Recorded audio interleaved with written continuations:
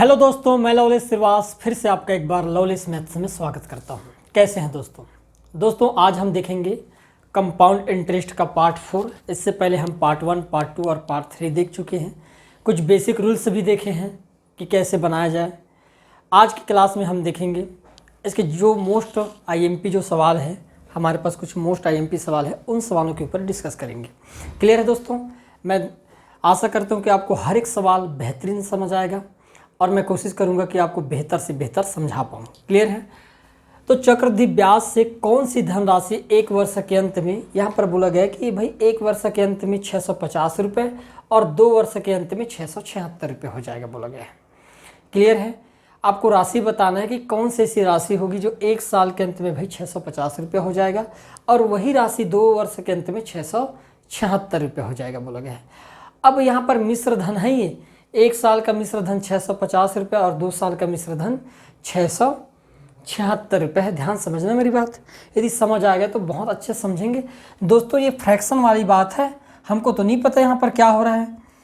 अब देखना है हम सवालों को कैसे डील करते हैं। देखिएगा मेरी बात, मैंने कहा कि एक साल में 1 ईयर में ये राशि कितना हो गया, तो आप कहोगे जी 650 रुपये हो गया।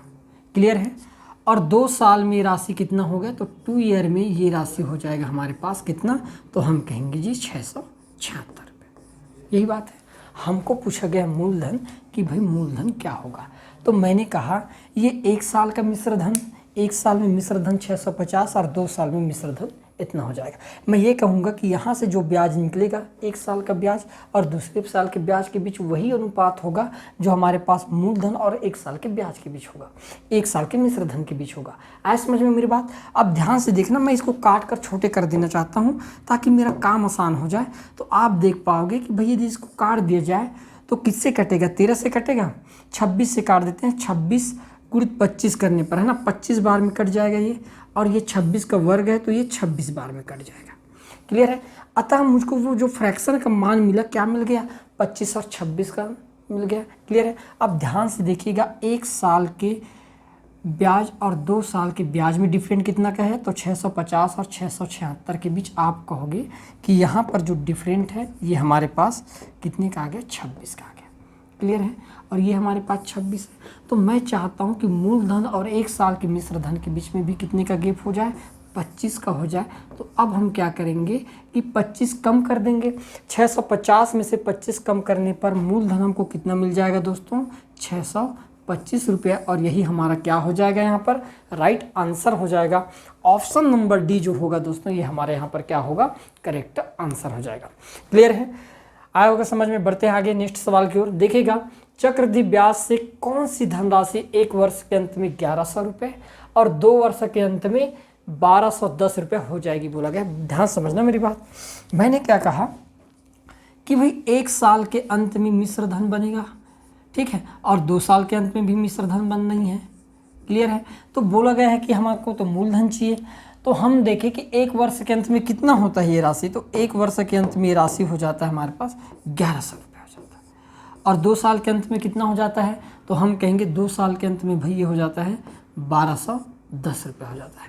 सेम अनुपात में काम करेगा।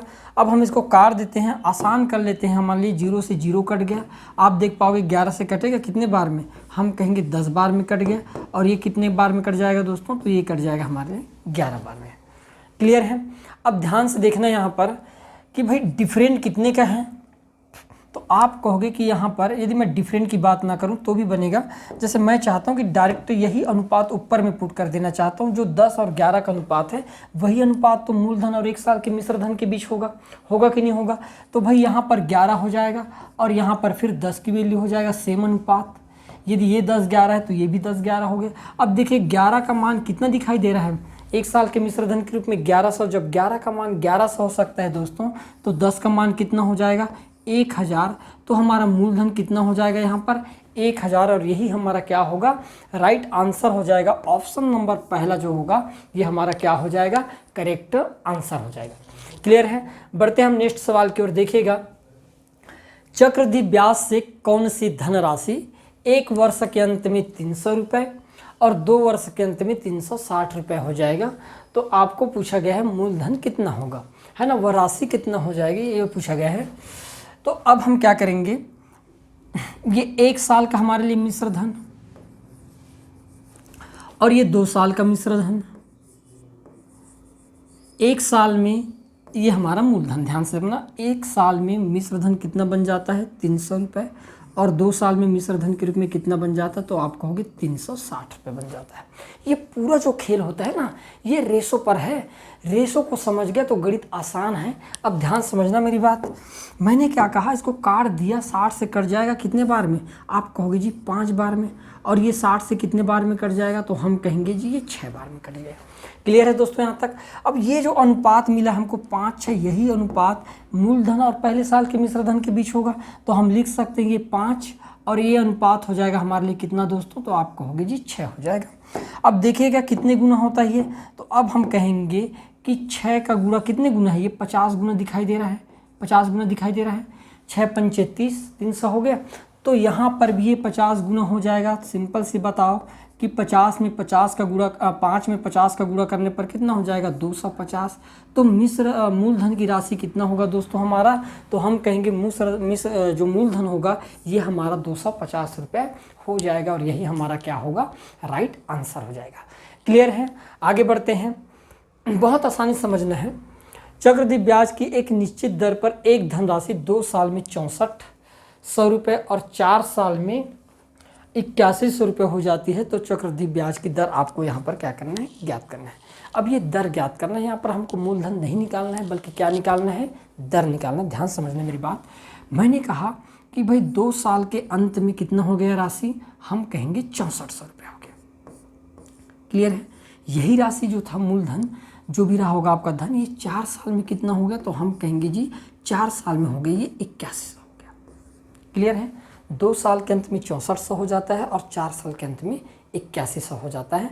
हमको बताना है कि ब्याज की दर क्या होगी। तो ब्याज की दर निकालने के लिए अब हम क्या करेंगे, यहाँ पर सबसे पहले तो इसको काट देते हैं, अपने लिए आसान बना देते हैं। एक चीज़ और समझने वाली बात है कि 2 साल और 4 साल में कितने साल का गैप है, तो आप कहोगे 2 साल का गैप है 2 साल का गैप। जब 2 साल का गैप है तो दोस्तों आपको तो दर निकालना है, आप क्या करना है, इसको अंडर रूट कर लेना। क्लियर है, अब हम इसको काट लेते हैं, ये 2 जीरो से 2 जीरो कैंसिल हो गया हमारे पास। अब बताओ 64 का वर्गमूल क्या होता है, तो आप कहोगे 64 का वर्गमूल जी 8 होता है। क्लियर है, और 81 का वर्गमूल क्या होता है, तो 81 का वर्गमूल 9 होता है। क्लियर है, मतलब राशि 8 से 9 हुआ है, तो ब्याज कितना लगा है, 1 लगा है। 8 से 9 होने में 1 लगा, किस पर, 8 पर, और 1/8 इंटू 100 कर देंगे ब्याज की दर निकालने के लिए। तो आप देखोगे कि ब्याज की दर कितने % की होगी, 12.5% की, और यही हमारा क्या हो जाएगा, यहाँ पर राइट आंसर हो जाएगा। ऑप्शन नंबर सी जो होगा दोस्तों, ये आपका क्या होगा, करेक्ट आंसर हो जाएगा। क्लियर है, हर एक का सवाल को हम बेहतरीन अंदाज में देखने वाले, ऐसा अंदाज जो कभी देखा नहीं होगा। क्लियर है, आगे बढ़ते हैं हमारे अगले सवाल की ओर।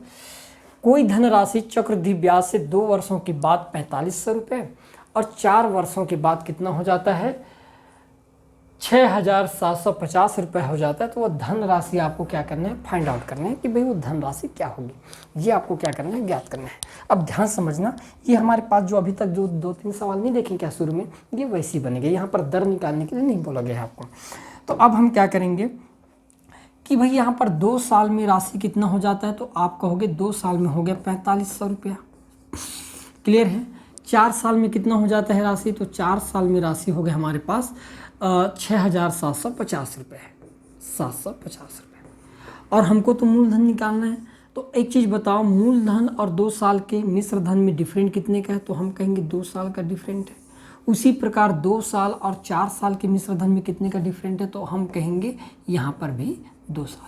यदि गैप सेम है तो रेशो भी बराबर उसी रूप में काम करेगा जिस रूप में उसको काम करना चाहिए, है ना। फिर रेशो चेंज नहीं होगा क्योंकि गैप सेम हो गया है, और गैप सेम होने से हमारा काम आसान हो जाता है। इतना याद रखना, रेशो उसी रूप में काम करना चालू कर देता है दोस्तों, इतना बस ध्यान रखना।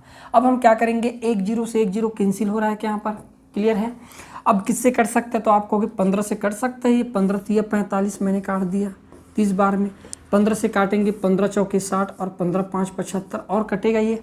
अब मैं डायरेक्ट 15 से काट देता हूँ इसको, तो आप कहोगे 15 से काटेंगे तो 15 दूनी 30 और 15 तिया 45। तो जो रेशो मिला हमको किस रूप में मिल गया, 2 और 3 के रूप में। क्लियर है। यदि ये 2 और 3 के रूप में है तो भाई ऊपर वाला रेशो भी हमारे पास मूलधन 2 होगा और 2 साल का मिश्र धन कितना होगा, ये भी 2 और 3 के अनुपात में काम करेगा। जब ये 2 और 3 के अनुपात में काम कर रहा है तो मूलधन और 2 साल के मिश्र धन भी आपके 2 और 3 के अनुपात में काम करेगा। क्लियर है यहाँ तक। अब ध्यान से देखिएगा 3 का मान कितना दिखाई दे रहा है, आप कहोगे जी 4500। हर कोई बता सकता है कितने गुना है, ये 1500 गुना दिखाई दे रहा है। 1500 तिया कितना होता है 4500। तो हम कहेंगे 1500 का गुणा यदि हम 2 के साथ कर देंगे दोस्तों तो कितना हो जाएगा, तो 15 दूनी 3000। तो मूलधन की राशि कितना होगा हमारे पास, 3000 रुपये होगा। और यही हमारा क्या हो जाएगा, right answer option number c जो होगा दोस्तों ये करेक्ट आंसर हो जाएगा। क्लियर है। थोड़ा सा कचपच हो गया, अलग बात है, समझ आ गया, आगे ना समझ में। ठीक, आगे बढ़ते हैं नेक्स्ट सवाल की ओर। देखिएगा, कोई धन चक्रवृद्धि ब्याज से 2 वर्षों के बाद 2000 रुपये और 4 वर्षों के बाद 25 रुपये हो जाती है तो धन राशि आपको यहाँ पर फिर से क्या करना है, ज्ञात करना है। मैं एक ही टाइप के सवाल क्यों लाता हूँ, एक ही टाइप के सवाल लाने के पीछे का कारण ये होता है कि आप एक ही टाइप के सवाल जब दिखे आपको, जैसे ये वाले टाइप के सवाल जब आपको दिखे तो कोई भी कन्फ्यूज़न ना रहे, हर एक सवाल को बहुत कम समय में आप बना पाओ, इसलिए मैं एक ही टाइप के सवाल लाने की कोशिश करता हूँ। क्लियर है दोस्तों। अब यहाँ पर आपको दे रखा है कि भाई 2 साल के बाद मिश्र धन कितना बन गया हमारे पास, आप कहोगे 2000 रुपये बना। और वही 4 साल के बाद मिश्र धन कितना बन गया, तो हम कहेंगे 2500 रुपये बना। यहाँ पर भी देख पा रहे हो कि यदि मूलधन हमारे पास P होगा तो गैप सेम होगा। मूलधन और 2 साल के मिश्र धन में 2 साल का गैप, 2 साल के मिश्र धन और 4 साल के मिश्र धन के बीच भी 2 का गैप। यदि गैप सेम है तो रेशो भी सेम रूप में काम करना चालू कर देगा। मैं 5 से काट देता हूँ इसको, 5 से काटने पर आप देख पाओगे 5 से काट देंगे, 500 से काट देता हूँ ना तो 4 बार में कट जाएगा। और इसको 500 से काट देंगे तो आप कहोगे ये 5 बार में कट गया। तो रेशो क्या हो गया दोस्तों हमारे पास 4 5। क्लियर है। यही रेशो हमको किस में देखने को मिलेगा, यहाँ पर देखने को मिलेगा। ये 4 का मान होगा तो ये 5 का मान हो जाएगा, सेम रेशो। अब ध्यान से देखिएगा 5 का मान दिखाई कितना दे रहा था, तो आप कहोगे 5 का मान तो हो गया 2000। 5 का कितने गुना दिखाई दे रहा है 2000, तो हम कहेंगे 5 का 400 गुना है। 5 गुणी 400 करने पर कितना होता है 2000। तो हम क्या करेंगे, यहाँ पर भी 400 का गुना कर ही देंगे और 4 में 400 का गुणा करेंगे दोस्तों तो कितना हो जाएगा, आप कहोगे जी 1600 हो जाएगा। तो मूलधन की राशि कितनी होगी, 1600 हो जाएगी। ऑप्शन नंबर बी जो होगा दोस्तों ये हमारा क्या हो जाएगा, यहाँ पर करेक्ट आंसर हो जाएगा। आए समझ में। आगे बढ़ते हैं नेक्स्ट सवाल की ओर। देखिएगा नेक्स्ट सवाल अपना, कोई धनराशि चक्रवृद्धि ब्याज से 2 वर्षों के बाद 4200 रुपये और 4 वर्षों के बाद 4410 रुपये हो जाती है तो ब्याज तो वह राशि ज्ञात करना है। ये भी सेम सवाल है, ठीक है। देखिएगा हमारे पास 2 साल के बाद कितना हो जाता है राशि, तो हम कहेंगे जी 4200 हो जाता है। यही राशि 4 साल के बाद कितना हो जाता है, तो आप कहोगे 4410 रुपये हो जाता है। हमको निकालना क्या है, मूलधन। यहाँ पर भी आप देख पाओगे कि गैप सेम है। मूलधन और 2 साल के मिश्र धन के बीच का अंतर 2 वर्ष का और 2 वर्ष के मिश्र धन और 4 वर्ष के मिश्र धन के बीच अंतर 2 साल का। यदि गैप सेम हो जाए तो गैप सेम होते ही हमारे पास जो रेशो होगा वो भी सेम रूप में काम करना चालू कर देगा। अब हम क्या करते हैं, इसको आसानी से काट लेते हैं ताकि हमारी गणना आसान हो जाए। मैंने 0 से 0 को काट दिया, क्लियर है। अब किससे कट जाएगा, तो भाई मैंने कहा 21 से तो कट ही जाएगा। 21 से काटने पर कितने बार में कट जाएगा, आप कहोगे 20 बार में। और इसको 21 से काट दिया जाए तो ये कितने बार में कट जाएगा, तो हम कहेंगे 21 बार में। तो अनुपात क्या बन गया, तो हम कहेंगे अनुपात बन गया 20 और 21 का। यही अनुपात जो 20 और 21 का जो बना है, यही अनुपात हमको यहाँ पर देखने को मिलेगा। 20 अनुपात कितना हो जाएगा दोस्तों, तो आप कहोगे जी 21। अब ध्यान से देखिएगा 21 का मान 4200 दिख रहा है, मतलब ये 200 गुना ही स्पष्ट दिख रहा है हमको। कितने गुना है, 200 गुना। तो 20 का भी तो 200 गुना हो जाएगा क्या। 20 का यदि हम 200 गुना कर देंगे तो बताओ 20 का गुना 200 से करने पर कितना हो जाएगा, तो आप कहोगे 4000 हो जाएगा। तो मूलधन की राशि कितनी होगी दोस्तों, 4000। ऑप्शन नंबर सी जो होगा ये हमारे यहाँ पर क्या होने वाला है, इज अ करेक्ट आंसर हो जाएगा। क्लियर है। आगे बढ़ते हैं हमारे अगले सवाल की ओर। देखिएगा नेक्स्ट सवाल, चक्रवृद्धि ब्याज की एक निश्चित दर पर एक धनराशि 2 वर्ष में 2500 और 4 वर्ष में 3600 रुपया हो जाता है। तो ब्याज की दर आपको क्या करना है, ज्ञात करना है। अभी तक हम क्या देखें कि भाई हमको वो राशि ज्ञात करना रहता था, मूलधन ज्ञात करना रहता था। इससे पहले एक सवाल जरूर देखे थे हम, है ना। तो अब हम कहेंगे, ध्यान समझना, कि भाई 2 साल के बाद मिश्र धन कितना हो गया, तो आप कहोगे 2500 रुपये हो गया।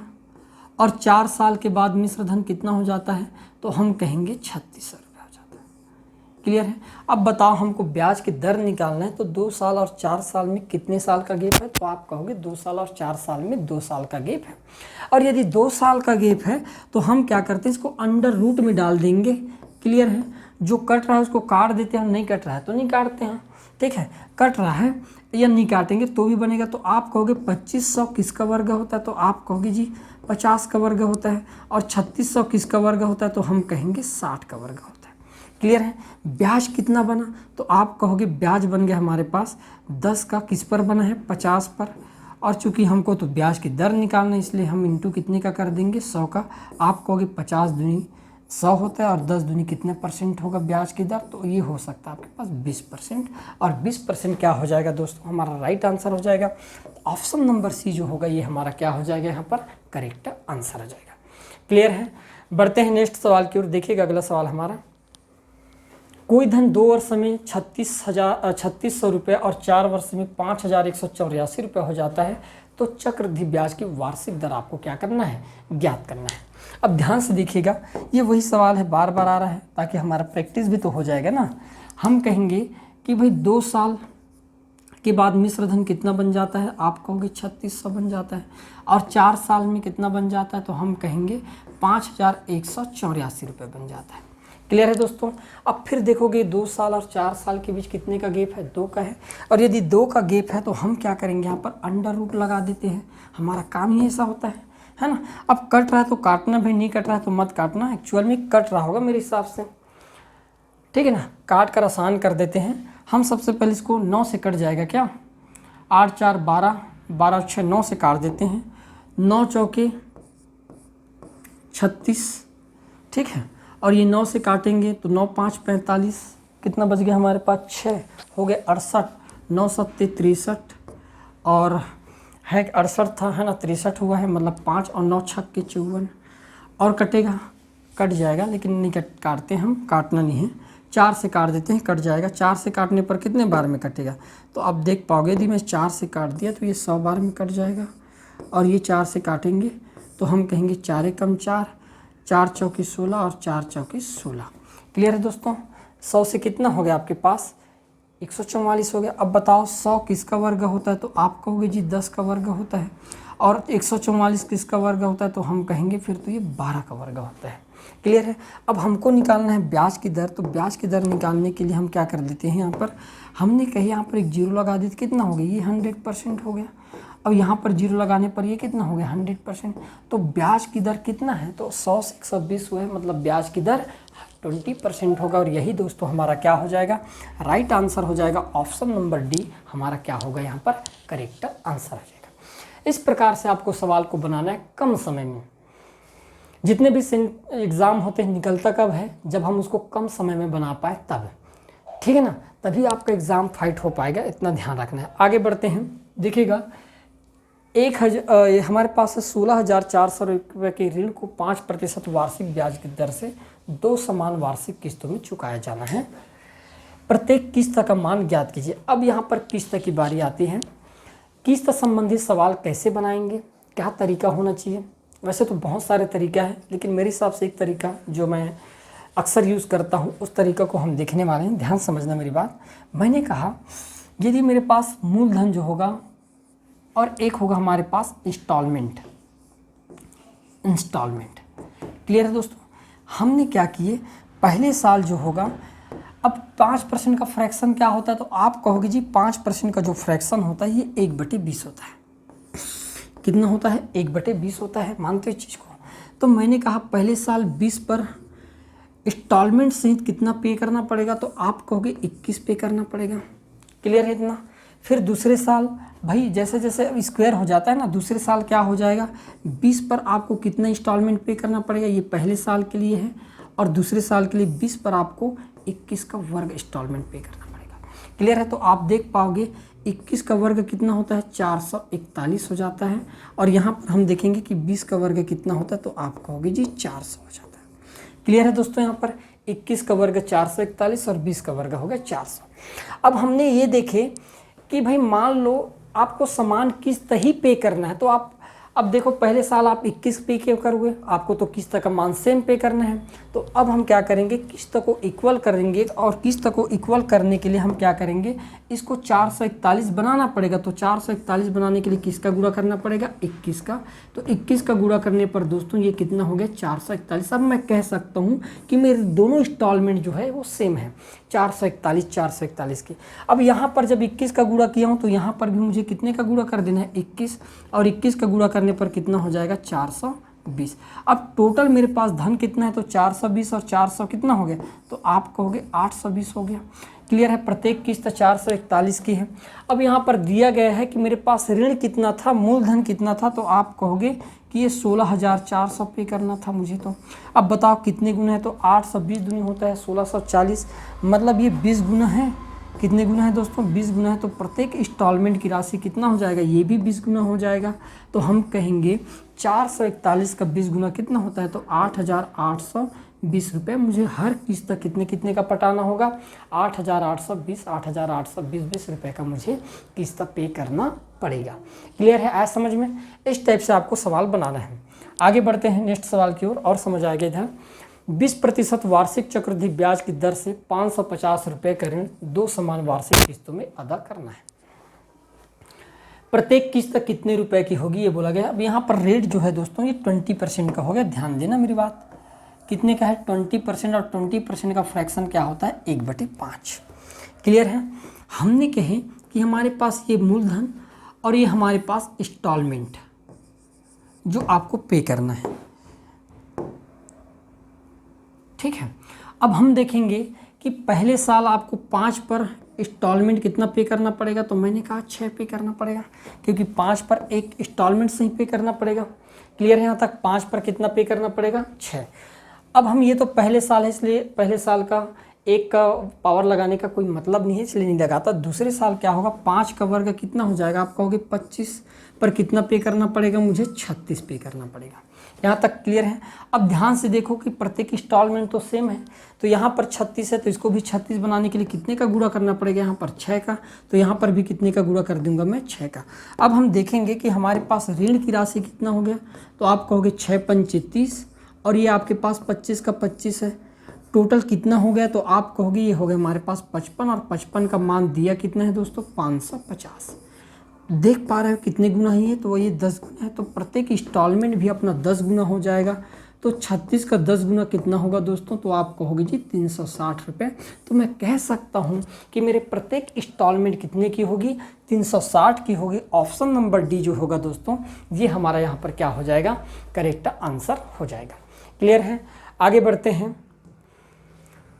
देखिएगा नेक्स्ट सवाल। एक भवन निर्माता ने 2550 रुपये उधार लिए, तो उसे 4% वार्षिक चक्रवृद्धि ब्याज की दर पर 2 वर्षों के अंतराल से 2 बराबर की वार्षिक किस्तों में लौटाने थे। क्लियर यहाँ तक? तब प्रत्येक किस्त कितने रुपए की होगी, आपसे पूछा गया कि भाई प्रत्येक इंस्टॉलमेंट का मान कितना कितना होना चाहिए। यहाँ पर हमको रेट दे रखा है, और रेट कितने का दे रखा है, तो आप कहोगे 4% का, और 4% का फ्रैक्शन क्या होता है, तो मैंने कहा 1/25 होता है। क्लियर है दोस्तों यहाँ तक? अब हम ये कहेंगे कि हमारे पास ये मूलधन और ये लिख दिया हमने इंस्टॉलमेंट। क्लियर है यहाँ तक? हम कहेंगे पहले साल 25 पर एक इंस्टॉलमेंट से ही पे करके हमको कितना पे करना पड़ेगा, तो आप कहोगे 26 पे करना पड़ेगा। दूसरे साल 25 का वर्ग 625 पर हमको कितना पे करना पड़ेगा, तो आप कहोगे 26 का वर्ग होता है 676 पे करना पड़ेगा। यहाँ तक क्लियर है? पहले साल 25 पर 26 पे करना पड़ा, दूसरे साल 25 का वर्ग 625 पर 26 का वर्ग 676 पे करना पड़ेगा। अब हमने कहे कि इंस्टॉलमेंट तो सेम होता है, तो इंस्टॉलमेंट सेम होता है तो यहाँ पर मुझे 26 का गुणा करना पड़ेगा, तब जाके ये भी 26 का वर्ग बनेगा। उसी प्रकार यहाँ पर भी मुझे 26 का गुणा कर देना है, क्योंकि दोनों में सेम गुणा करना रहता है। तो हम देखेंगे कि पहले साल का मूलधन जो है 650 पर हमको इंस्टॉलमेंट कितना पे करना पड़ेगा, तो आप कहोगे जी 676।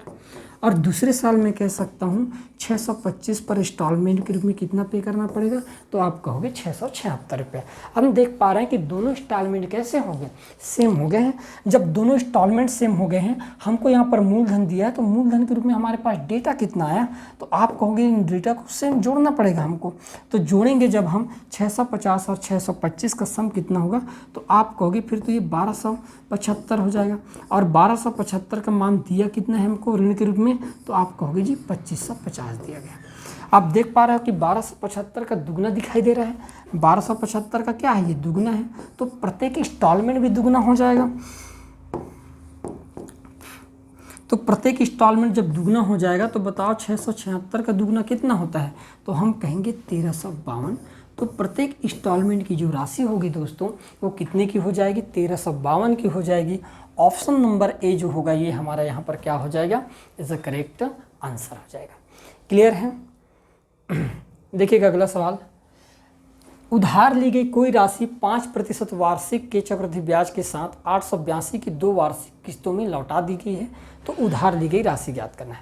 अब यहाँ पर अभी तक हम क्या देख रहे थे, अभी तक हम ये देख रहे थे कि भाई हमारे पास इंस्टॉलमेंट ज्ञात करना रहता था, मूलधन दिया रहता था, ऋण की राशि दिया रहता था।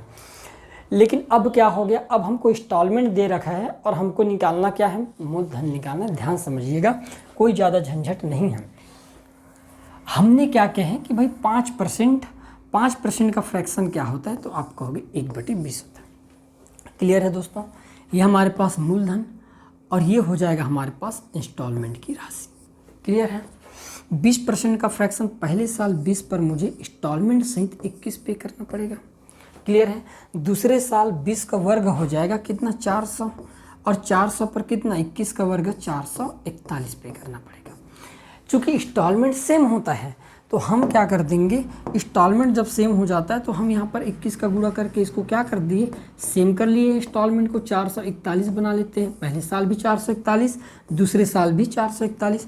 यहाँ पर भी हम क्या किए, 21 का गुणा कर देते हैं। तो 21 गुणित 20 करने पर होता है 420। ये हमारे पहले ऋण और ये हमारे पास 400 दूसरा ऋण। तो टोटल अमाउंट हुआ कितना हमारे पास, टोटल ऋण, तो आप कहोगे 420 और 400 कितना हो गया दोस्तों, तो हम कहेंगे 820 हो गया। प्रत्येक इंस्टॉलमेंट दे रखा है और प्रत्येक इंस्टॉलमेंट की राशि कितना दे रखा है, तो आप कहोगे 882 दे रखा है। कोई भी बता सकता है कि ये दुगना है भैया, है दुगना। 441 का दुगना 882 दिख रहा है, तो यहाँ पर हम क्या करेंगे, 820 का भी हम दुगना कर देंगे। बताओ 820 का दुगना कितना होता है, तो आप कहोगे 1640। तो उधार ली गई राशि जो होगी दोस्तों, जिसको 882 के 2 वार्षिक बराबर किस्तों में पे करना है, तो उधार ली गई राशि कितनी होगी, 1640 रुपये की होगी। और यही हमारा क्या हो जाएगा, यहाँ पर राइट आंसर हो जाएगा ऑप्शन नंबर सी। आया समझ में।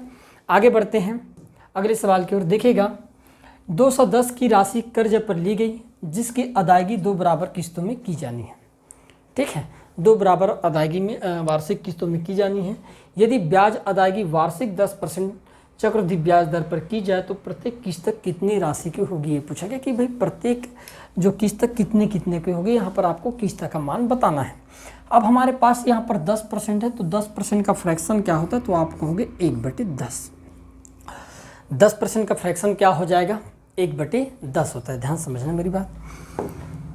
हमने क्या किया, यदि 10% का फ्रैक्शन 1/10 है तो मूलधन हमारे पास ये है और ये हमारे पास इंस्टॉलमेंट की राशि होगी। क्लियर है।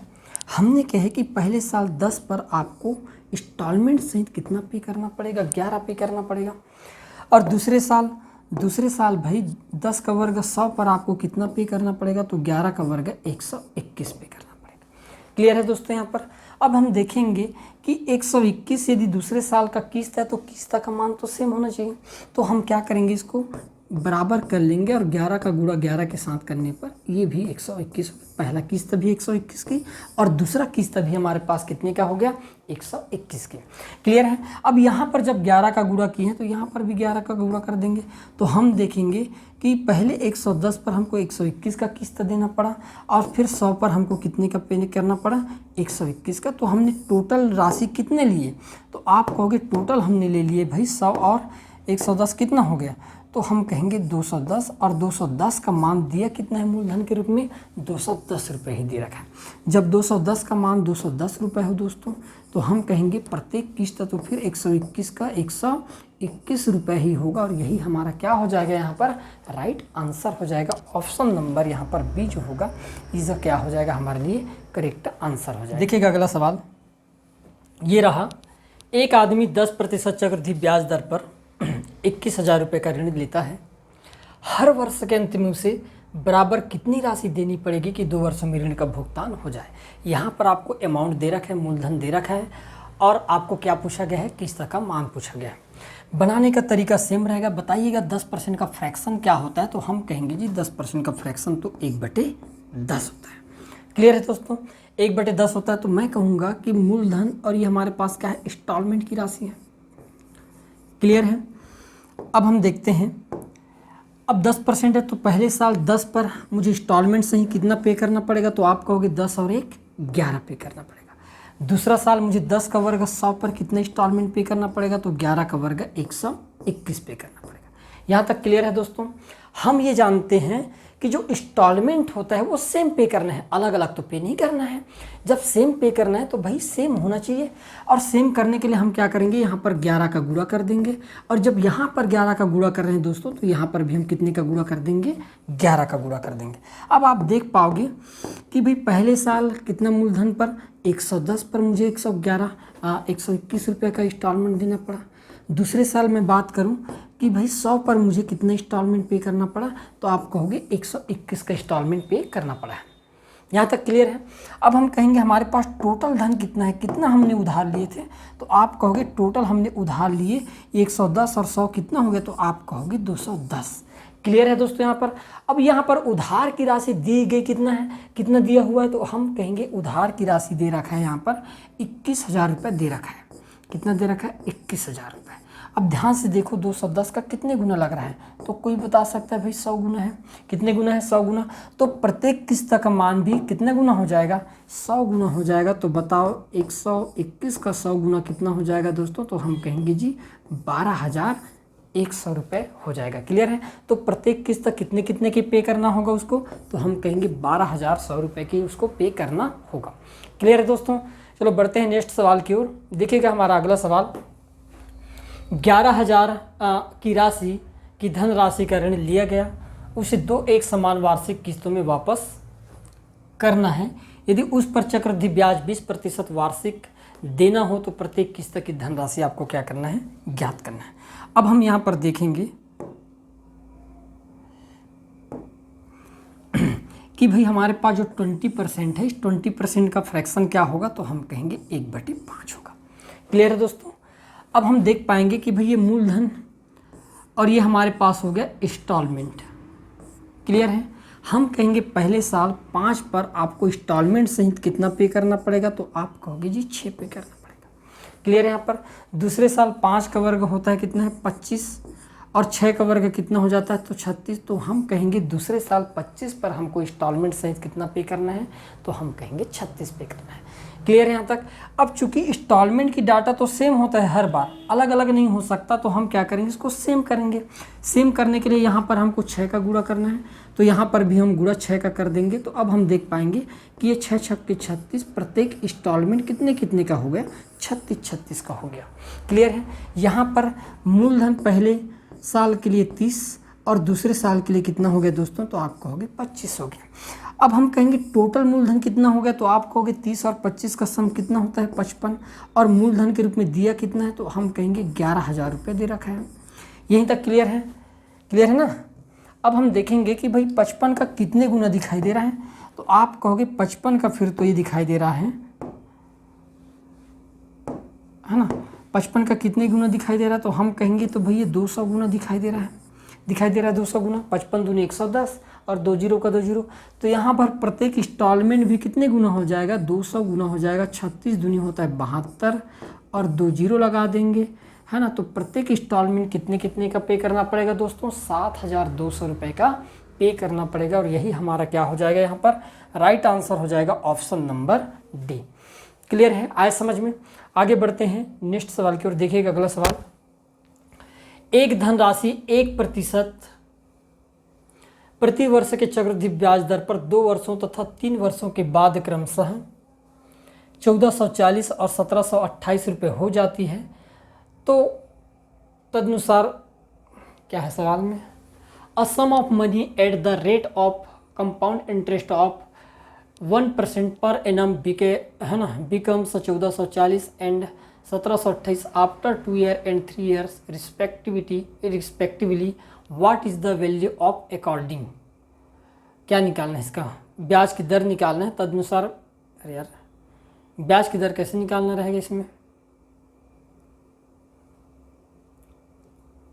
यहाँ पर हम लिख देंगे, यहाँ पर एनम नहीं होगा, प्रति वर्ष के चक्रवृद्धि ब्याज की दर से यहाँ पर 1% नहीं आएगा, है ना, इसको हटा देते हैं। एक धनराशि, है ना, एक निश्चित प्रति वर्ष के चक्रवृद्धि ब्याज की दर से ऐसा हो सकता है, तब हमको ब्याज की दर यहाँ पर निकालने का मिल सकता है। क्लियर है, ठीक है ना भाई, ऐसे होगा। अब हम क्या करेंगे, हमारे पास जो डेटा है हमने क्या किया कि 2 साल में राशि कितना हो जाता है, तो 2 साल में राशि हो गया 1440 रुपये, 1440 रुपये। और 3 साल में राशि कितना हो गया, तो हम कहेंगे 3 साल में होता है 1728 रुपये। क्लियर है दोस्तों, यही हो रहा है। हमको ब्याज की दर निकालना है।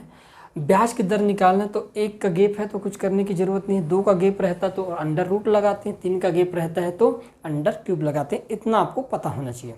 क्लियर है। अब हम कहेंगे यहाँ पर कि भाई कट रहा है तो काटना है और कुछ नहीं करना है। यहाँ पर 14 से कट जाएगा ये, 14 से कहता हूँ 12 से काटेंगे, 12 में 12 144, 120 बार में कट जाएगा।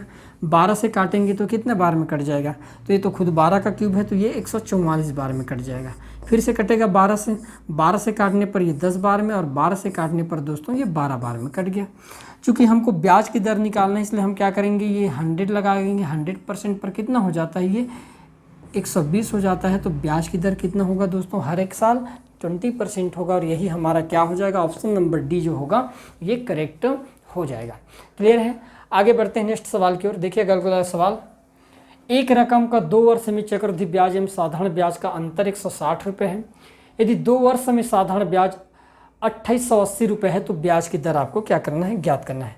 एक तो यहाँ पर अंतर भी दे रखा है, दूसरा यहाँ पर साधारण ब्याज भी दे रखा है। क्लियर है दोस्तों, अंतर भी दे रखा है और साधारण ब्याज भी दे रखा है, और हमको पूछा गया है ब्याज की दर। अब आप कैसे बनाओगे इस सवाल को, तो हम कहेंगे कि भाई मान लो 2 साल में साधारण ब्याज कितना मिला है, 2880 रुपये मिला है। कितना मिला है, 2880 रुपये हमको मिल गया सिंपल इंटरेस्ट पर। क्लियर है। तो चक्रवृद्धि ब्याज कितना होगा, सिंपल सी बात है, हर कोई बता सकता है कि साधारण ब्याज से ज़्यादा ब्याज बनता है चक्रवृद्धि ब्याज पर। और चक्रवृद्धि ब्याज और साधारण ब्याज के बीच अंतर कितने का है, 160 का है। मतलब मैं ये कह सकता हूँ कि साधारण ब्याज से चक्रवृद्धि ब्याज 160 रुपये ज़्यादा होगा। क्लियर है। तो हम कहेंगे 2880 में यदि हम 60 रुपये को 160 रुपये जोड़ दें ना, 160 रुपये को जोड़ देंगे तो कितना हो जाएगा भाई, तो कोई बता सकता है, हमारे पास 3040 रुपये हो जाएगा। 3000 कितना हो जाएगा, 40 रुपये हो जाएगा। यही होगा। हमने क्या किया, 2880 में 160 रुपये को जोड़ दिए तो हमको CI मिल गया, चक्रवृद्धि ब्याज मिल गया कितना, 3040 रुपये। अब हम ध्यान से देखना इस सवाल को कैसे बनाते हैं। मैंने कहा कि साधारण ब्याज पर जो राशि ब्याज प्राप्त होती है हमको सेम प्राप्त होता है, साधारण ब्याज सेम प्राप्त होता है। यदि 2 सालों में 2880 रुपये प्राप्त हो रहा है, इसका मतलब मैं कह सकता हूँ प्रत्येक साल, पहले साल 1440 रुपये बना होगा और दूसरा साल भी ये 1440 रुपये बना होगा। इतना तो जब जानते हो भाई, क्योंकि साधारण ब्याज में प्रत्येक साल हमको सेम ब्याज मिलता है। तो पहले साल 1440 रुपये का ब्याज और दूसरे साल भी 1440 का ब्याज। CI की बात करें तो CI पर पहले साल का जो ब्याज होता है वो साधारण ब्याज के जैसा ही होता है। तो पहले साल यहाँ पर हमको ब्याज के रूप में कितना मिलेगा, 1400, आप कहोगे 40 रुपये मिलेगा। लेकिन अब दूसरा साल कितना मिलेगा, तो अब हम कहेंगे दूसरा साल 1440 में से जो बच गया वो मिलेगा, 160 रुपये ज़्यादा मिलेगा भाई, सिंपल सी बात है। तो 1440 में 160 को जोड़ दिया जाए तो 60 ये 1500, 1600 हो जाएगा। तो अब हमको दूसरा साल में ब्याज के रूप में कितना मिलेगा, 1600 मिलेगा। क्लियर है दोस्तों।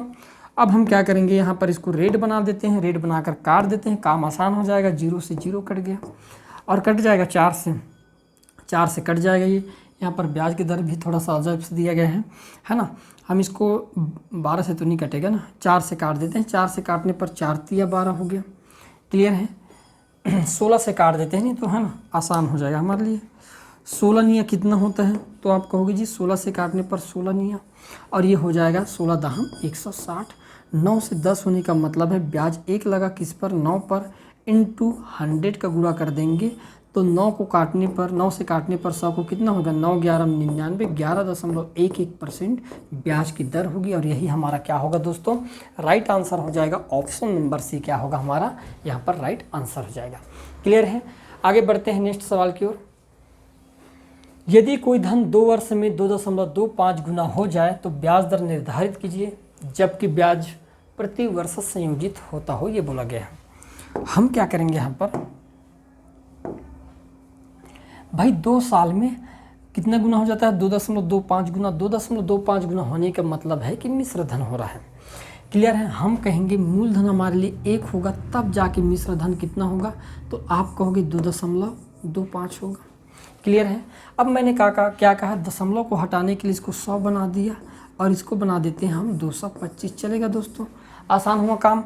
अब चूंकि 2 साल की गणना, इसलिए हमने क्या किए, अंडर रूट लगा देते हैं। बताओ 100 किसका वर्ग होता है, तो आप कहोगे 10 का, और 225 किसका वर्ग होता है, तो हम कहेंगे जी ये तो 15 का होता है। चूंकि हमको ब्याज की दर निकालना है, इसलिए हम क्या करेंगे, 0 लगा देंगे। तो ये कितना हो गया 100%, और 100% यहाँ पर 0 लगाने पर ये 150%। तो आप देख पा रहे हो ब्याज कितना लगा, तो हम कहेंगे 50%। तो आपके राइट आंसर क्या हो जाएगा दोस्तों, 50%। यही हमारा क्या होगा यहाँ पर राइट आंसर हो जाएगा। क्लियर है। आगे बढ़ते हैं, देखिएगा नेक्स्ट सवाल। यदि कोई धन 2 वर्षों में 1.44 गुना वापस हो जाती है तो ब्याज की दर निर्धारित कीजिए, यदि ब्याज प्रति वर्ष संयोजित हो, बोला गया है। क्लियर है। अब हमने क्या किए कि भाई मूलधन P मिश्र धन A कितना हो जाता है, तो आप कहोगे 1 मूलधन होगा, तब जाके मिश्र धन 1.44 हो जाएगा। हम क्या करते हैं, इसको आसान करने के लिए इसको 100 कर देते हैं, 100 का गुणा कर देते हैं, तो ये हो जाएगा 144। चूँकि 2 साल की गणना है दोस्तों, इसलिए हम क्या कर देंगे, इसमें अंडर रूट कर देंगे। बताओ 100 किसका वर्ग होता है, तो आप कहोगे 10 का होता है, और 144 किसका वर्ग होता है, तो हम कहेंगे 12 का वर्ग होता है। अब हमको ब्याज की दर निकालना, और ब्याज की गणना 100 में होता है, तो हम क्या करें, 0 लगाकर 100%, और यहाँ पर 0 लगाने पर 120%। आप देख पा रहे हो कितने % ब्याज लग रहा है, तो कोई भी बता सकता है भाई 20% का ब्याज लगा है। तो राइट आंसर क्या हो जाएगा, ऑप्शन नंबर सी जो होगा दोस्तों, ये हमारे यहाँ पर करेक्ट आंसर हो जाएगा। क्लियर है। तो ये रहा आज का हमारा क्लास। बाकी जो हमारे पास और जो सवालें हैं और जो टाइप है, उनको हम नेक्स्ट क्लास में देखेंगे।